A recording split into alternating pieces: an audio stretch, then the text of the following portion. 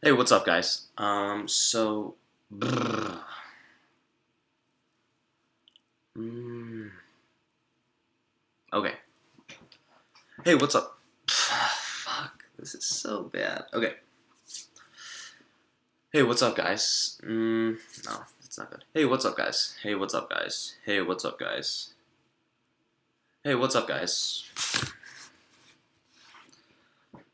Okay. Hey, what's up? So, this is. It shows up as my second entry on YouTube, even though this is the third day that I've been recording. I don't really know what happened to yesterday's video, but I'm pretty sad about it not updating because I had like, I don't know, somewhere around 15 minutes of stuff basically, and I didn't hit save for some reason. Um so I guess what I talked about was I didn't really talk about much. It was basically just a daily recap, and I talked a little bit about game. I talked a tiny bit about bringing a deck of cards to school, and I tried to bring it today. I only did one of the tricks once. I did the Jack's trick that Daniel showed me, but I don't know. I didn't really feel like I had that many opportunities to show it to that many people.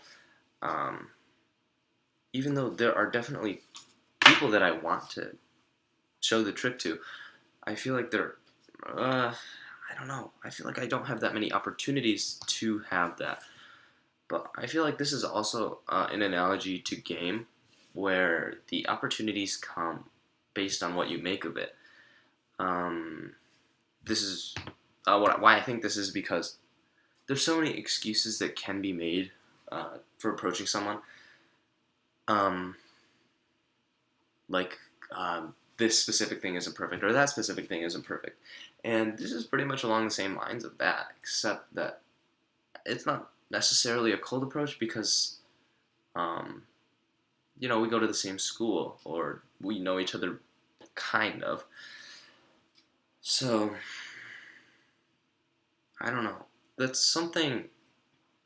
This is or something that I really want to work on is if I think about something and I think about wanting to do it, then I immediately do it and I don't have to spend time mulling it over.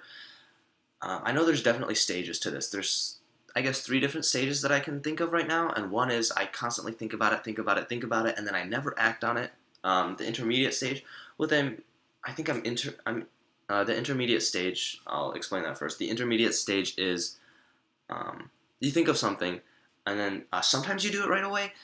Sometimes you think about it for a long time and you mull it over for a long time, and other times you're also in between that. You mull it over a little bit and then you do it, and when you do it, it feels good. So I'm a little bit in between the first level that I described, and I think the intermediate level, and then the high level is essentially just doing whatever comes to mind. And I really want to try and get to that point, but I feel like the conditioning in Asian households, or I guess specifically how I was raised, is that it's not that good of a thing. I guess you really have to think about what you do before you say it. It's like think how you act, think before you act, which is taught in elementary school at the basic level, but I kind of took that to the extreme.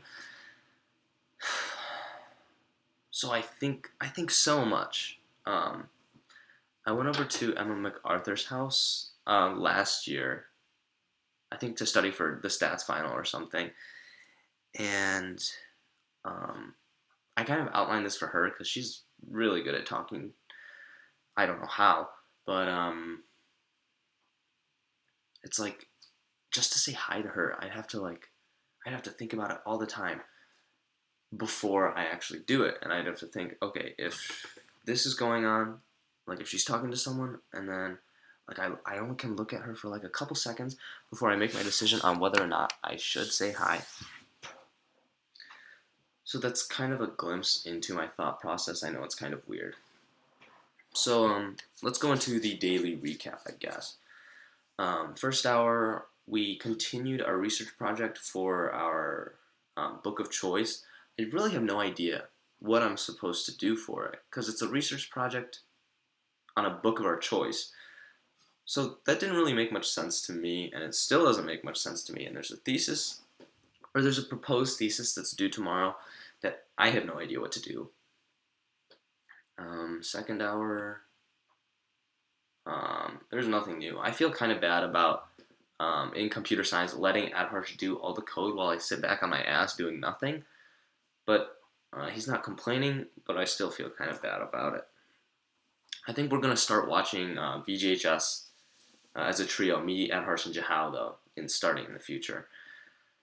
Third hour seminar, there was a sub there as well.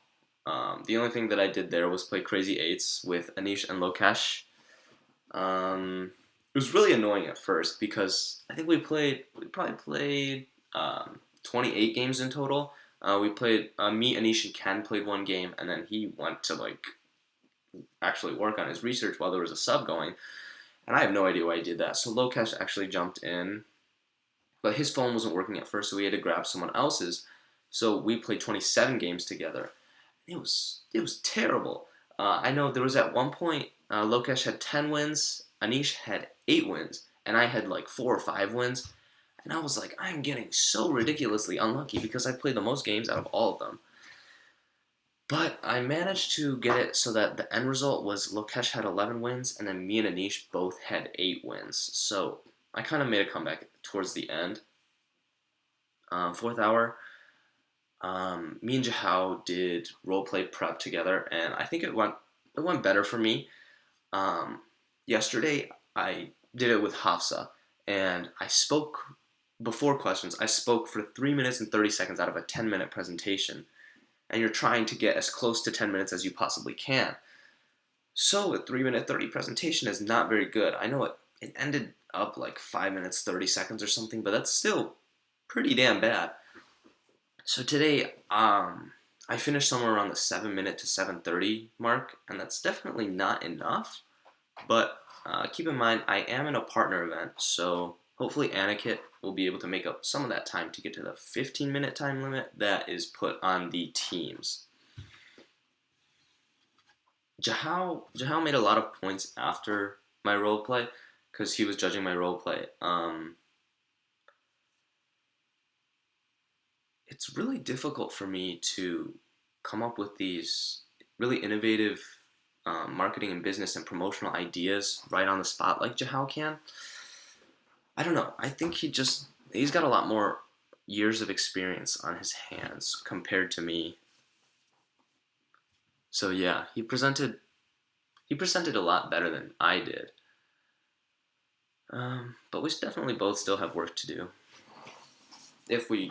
I guess our goals are both to place at Nats, not just to make Nats. But I'm not even sure Anakin and I can make Nats yet, and that's probably my fault, to be honest. Fifth hour Flaherty. Absolutely nothing happened in Flaherty. Sixth hour is Glenn, and Physics C is surprisingly easy for me. I'm not too sure why. There's a lot of people that struggle in it. I know Jahal does specifically. He struggles a ton with it. But I'm actually doing okay.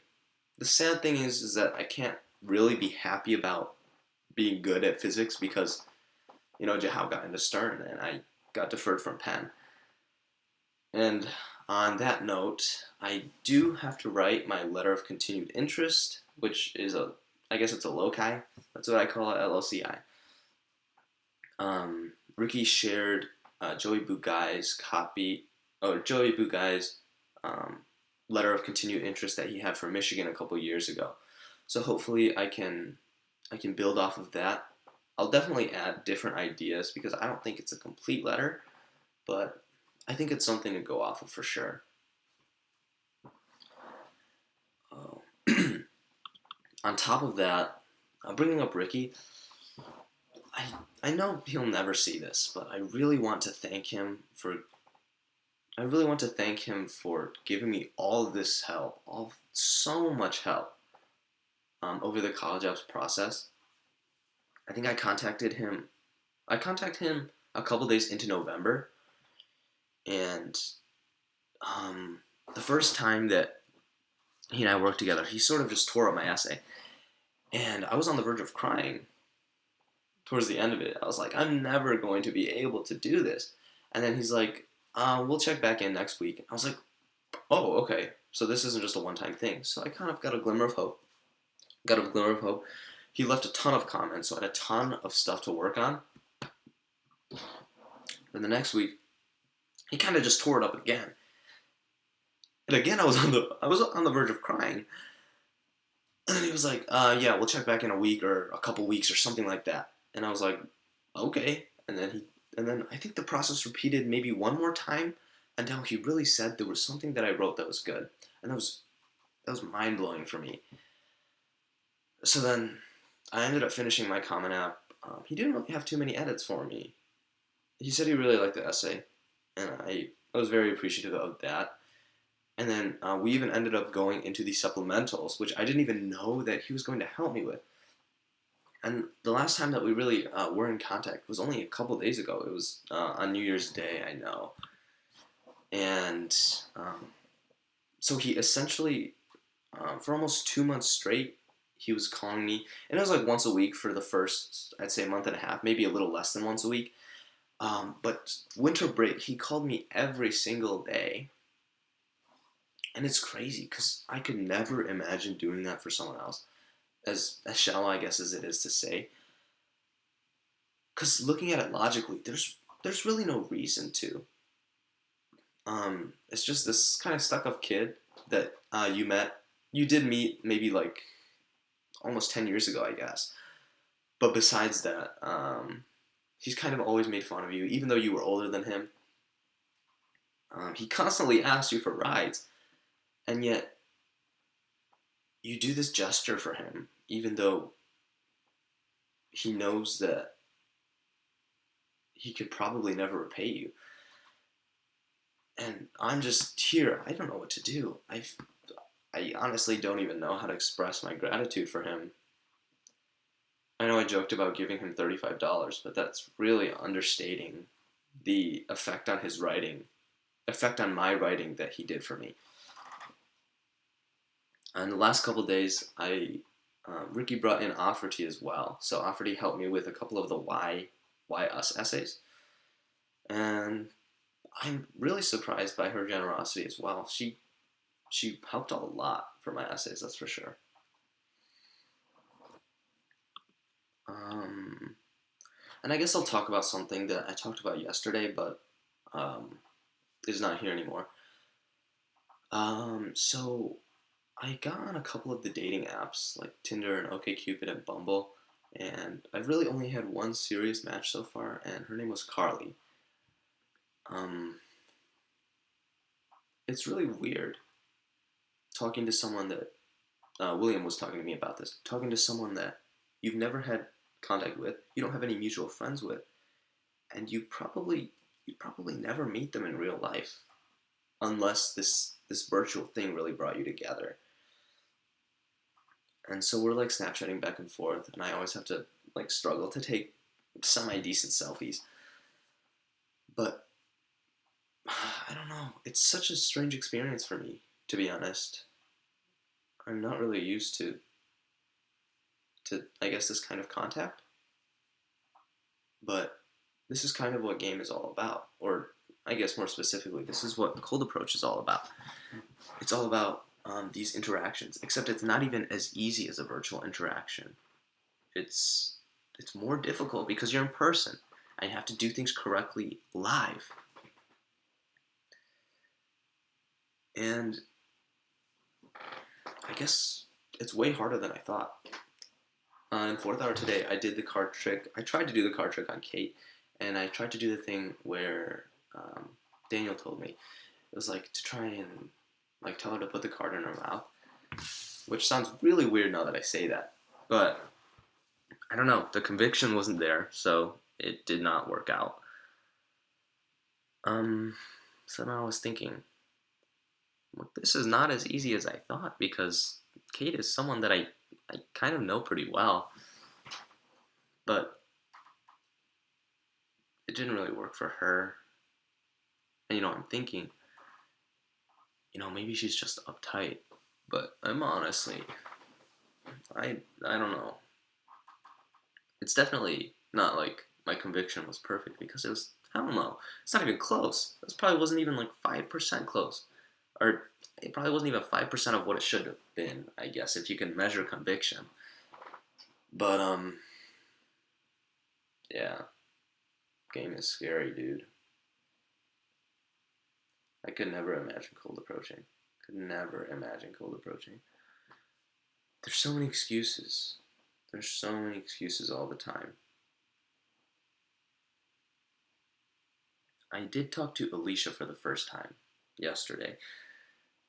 She sits across from me in English, and she has for a couple of weeks, but we've never exchanged words. I talked to her yesterday, and even though I've never talked to her before, and she was technically a stranger, there's definitely this, I guess, social validation that's already there if we go to school together. So it's definitely not a cold approach, and it's definitely not as easy as a cold approach. But what I guess I'm getting at here is that it wasn't actually that difficult once I started with like, hey, how was break? And yeah, I mean, at the same time, it definitely wasn't that easy to keep up the conversation because I don't think it's as easy to keep conversation as if you were cold approaching someone. But then again, there's really no excuse for not being able to hold up a conversation. So definitely something I have to work on. It was just a spontaneous thing that I wanted to talk to her, and not that games shouldn't be spontaneous because it should be. But I feel like at my level, it would have to be spontaneous for anything to work out right now. And I definitely want to get it to the point where it is spontaneous because that's probably really where it pays dividends. So we're at 17 minutes and 15 seconds. Oh, one more thing now that I think about it. I've been trying to keep up with a lot of, I guess, skincare. I started it over the break, and there's definitely still a lot of acne here, but there's a 4-step process that I use. It's cleanser, it's toner, and then serum and moisturizer. And I have to repeat that process twice a day. The first 3 steps remain the same both times, but the first time I moisturize, it's with something with a little bit of SPF infused in it, so that I guess it protects my face against UV rays. And the second time is a night moisturizer. I don't know what that is. It's probably the same thing as a daytime moisturizer, except it's marketed differently. But yeah, when I started it, I guess I mean, I definitely did have a lot more, or my acne was a lot more pronounced than it is right now. But it didn't stop me from getting new acne, as you can see here, it's been frustrating. But it's definitely a journey. It's not something instantaneous. It's been difficult to keep up the routine. It's been difficult to keep up the routine, I guess, for really just the past 2 days, because that's the only time I've had to wake up before, I guess, 9. And I don't know. Today I woke up at the regular time, and starting your day off with the cleanser, or I guess like get like really hopping out of bed instead of just staying in bed for 10 minutes watching like last night's basketball highlights. Definitely is a better start to the day. And I guess I have been feeling a little less sleepy, but that's also probably because all of my sleep debt was paid off during break. And one more thing that I've been getting into is mewing. And mewing is, I wrote about this in my Duke essay. It's, mewing is like a thing where you're using your tongue posture to morph the lining of the jaw over time. And I've had super, super chubby cheeks ever since I could remember, you know. And I really want to get rid of this. I really want to get rid of this because I feel like it just makes you so much more unattractive if you have these fat things over here. But you can definitely see there's nothing here yet.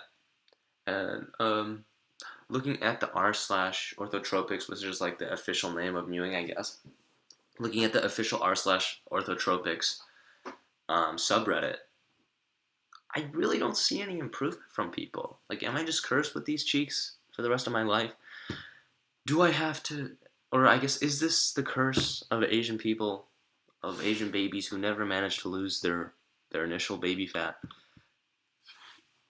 Because I'm a pretty skinny guy, but the fat in my cheeks has never really gone away. Like, maybe this is subcutaneous fat or something, and I have to lose all the visceral fat. I don't even know what visceral fat really is, but all I know is that it's in my stomach. It could be in other places, but I'm not sure. So I don't really want to go to Lifetime anymore. But on the other hand, dieting is really the main point of this, really the main point to losing fat.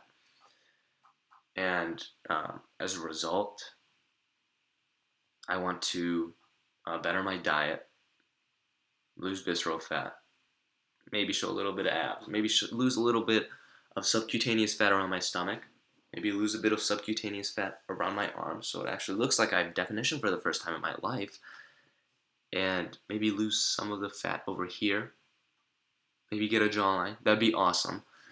That'd be amazing. And maybe my hair would finally, fit in with my face. I don't know. I don't really like it. The other day I got the line in my hair. I don't know how I feel about it. I don't really like it because it detracts away from the hair that I have here. And I have less hair here. But yeah, this afternoon, or what was most of my afternoon after I got home up until now, was watching Blue Man, or I guess he's like a really attractive guy that tests out a bunch of hair products. And you get this really false sense of the product sometimes because, like, oh wow, he's so attractive after he finishes putting the product in his hair. But he's just an attractive guy. Like, even if there wasn't any product in his hair, he'd still be like a 7, 8 out of 10.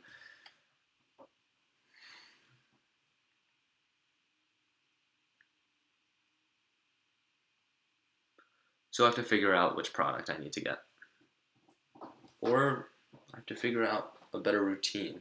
Figure out how the blow dryer actually works and is supposed to be used. And know, I guess, which order I'm supposed to use different products in. So I guess that's my goal with my face, getting a jawline. I guess with the lighting here, you kind of see that I have it, but you can definitely still tell there's fat. The other two are getting rid of this acne everywhere and getting better hair. That's it for now.